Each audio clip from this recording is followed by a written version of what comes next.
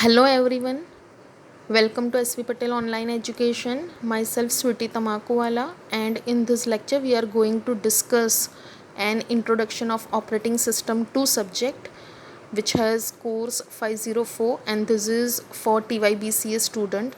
This entire subject will cover different 5 units which are related to memory management and process management concepts.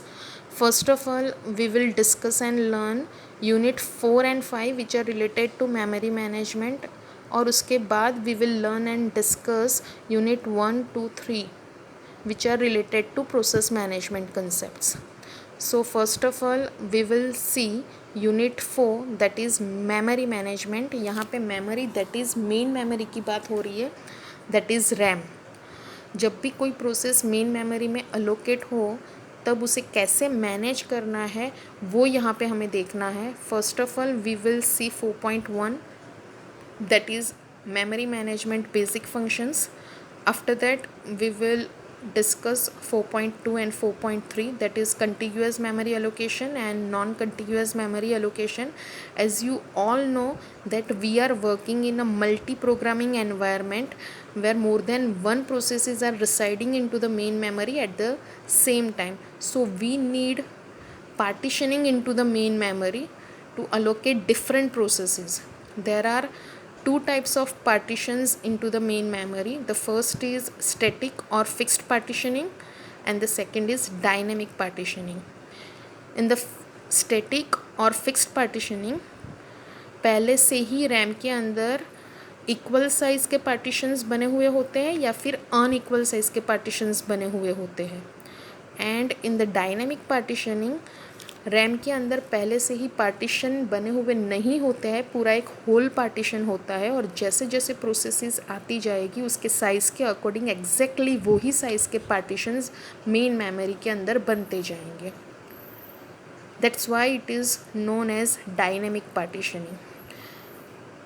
Now why it is called contiguous memory allocation, because आपकी पूरी process जो भी available free partition है वहाँ पे पूरी allocate की जाएगी. That's why it is known as contiguous memory allocation कि यहाँ पे आपकी प्रोसेस कंटिन्यूअसली एक ही पार्टीशन के अंदर अलोकेट की जा रही है. Now the next is non contiguous memory allocation. यहाँ पे आपकी प्रोसेस एक ही पार्टीशन के अंदर कंटिन्यूअसली अलोकेट नहीं होगी, वो अलग अलग पार्टीशंस के अंदर अलग अलग जगह पे अलोकेट होगी. There are two schemes, that is paging and the segmentation. In the paging scheme, your process is divided into equal size pages, and in the segmentation scheme, your process is divided into the segments. Now जो भी आपकी page size है वो ही size के partitions main memory में होंगे, तो अलग अलग पेजेस को अलग अलग पार्टीशंस के अंदर कहीं पे भी मेन मेमोरी में स्टोर किया जाता है, अलोकेट किया जाता है. That's why it is known as non contiguous memory allocation. After that we will discuss unit 5 that is virtual memory management. In this we will see demand paging, which is a part of the paging concept. After that we will see allocation of frames.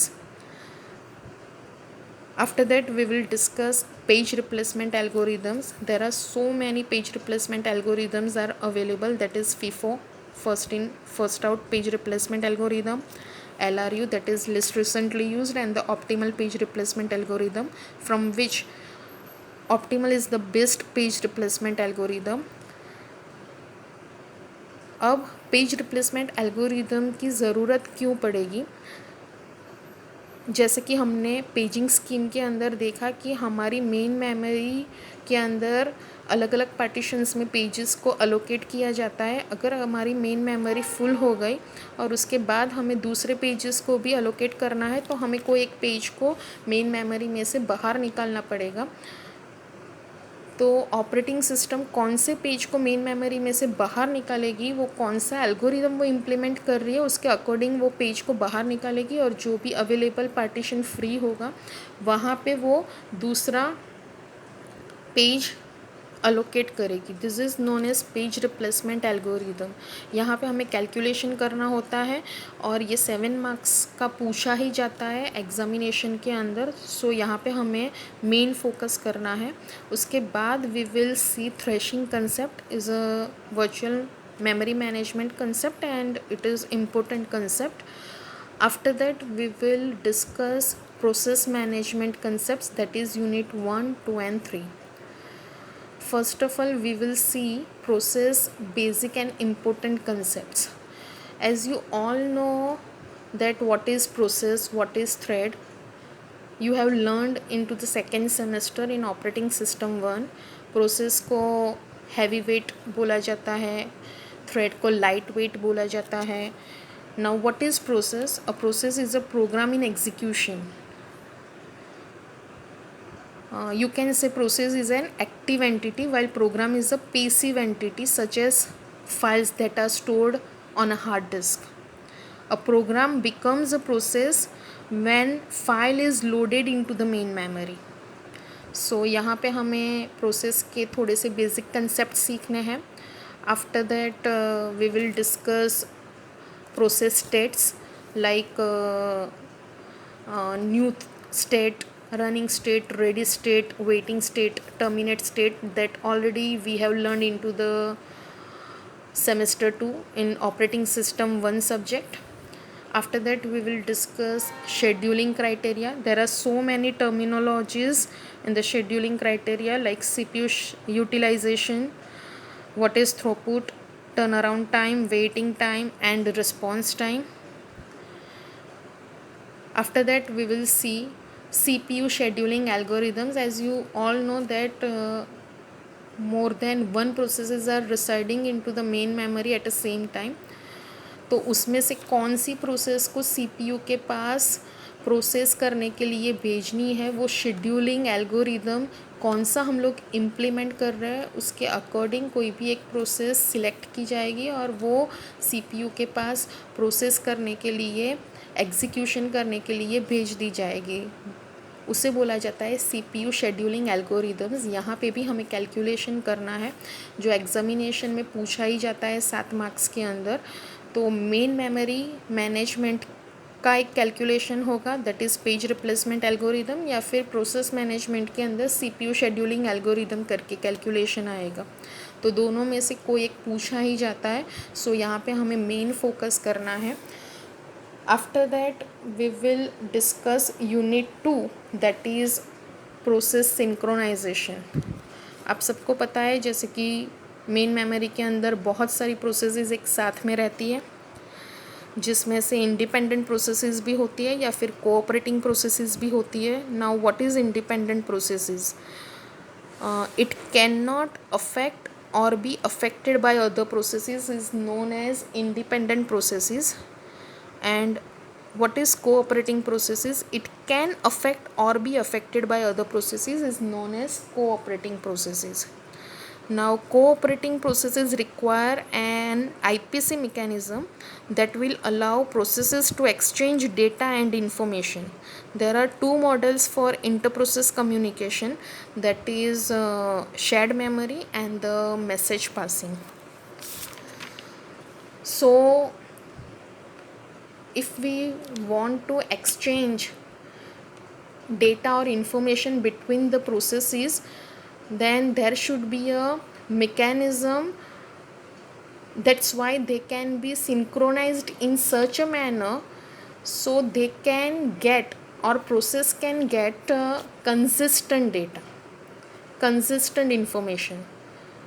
There are so many mechanisms like producer consumer problem for process synchronization, critical section problem for process synchronization, semaphore, that is a hardware based solution to the critical section problem. The next is the monitor.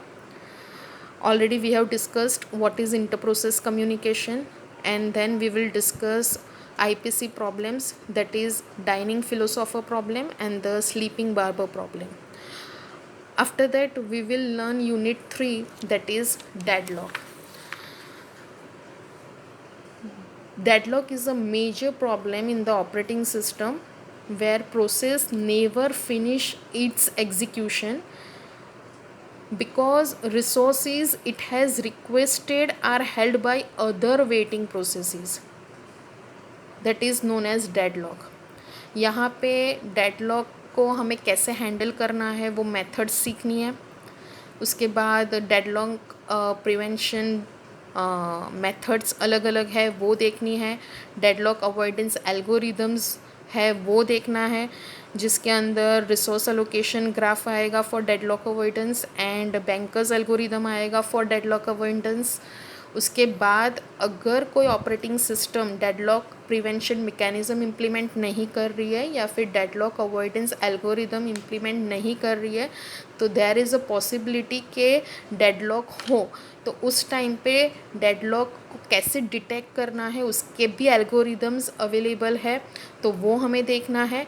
और अगर deadlock है और अगर वो detect हो गया तो कैसे रिकवर करना है डेडलॉक से वो हमें देखना है. तो these all are topics related to deadlock. So यहाँ पे ये सेमेस्टर में ऑपरेटिंग सिस्टम 2 के अंदर हमें मेमोरी मैनेजमेंट पूरा सीखना है, उसके बहुत सारे कंसेप्ट सीखने हैं और उसके बाद प्रोसेस मैनेजमेंट के भी बहुत सारे कंसेप्ट सीखने हैं. You can refer so many books which are already available in our library and you can take it, but first book that is operating system concept syllabus की book बहुत ही अच्छी book है and you can take it from our library. Thank you.